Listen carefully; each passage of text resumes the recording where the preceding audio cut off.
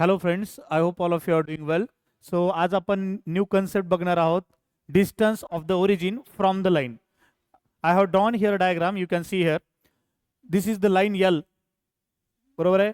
O N is the perpendicular drawn from the origin to the line L, बरोबर आहे. What is the equation of line A x plus B Y plus C equal to 0.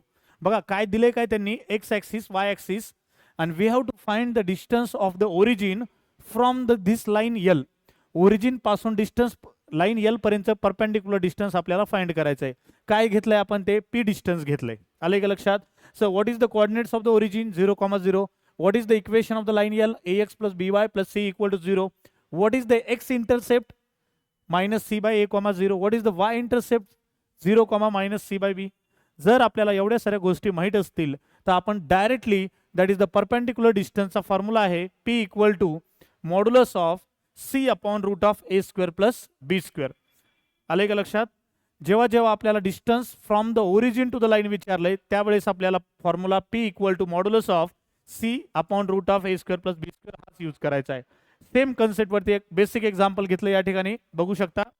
Find the distance of the origin from the line 4x minus 3y plus 5 equal to 0 is. बघा, ह्या जर equation of लाईनला जर आपण standard equation सोबत जर compare केलं तर ए ची व्हॅल्यू काय येणार आहे 4.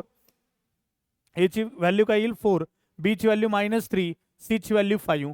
सर व्हॅल्यूज पुट करा फॉर्म्युल्यामध्ये. P equal to modulus of c ची value plus 5 upon root of 4 square plus -3 square. So it will be 5 upon root 25. Root 25 म्हणजे किती असतं 5. So 5 by 5 will be 1. Hence your distance from the origin to the line will be 1 unit, and this will be your final answer guys. I hope guys सगळ्यांना हा question समजला असेल.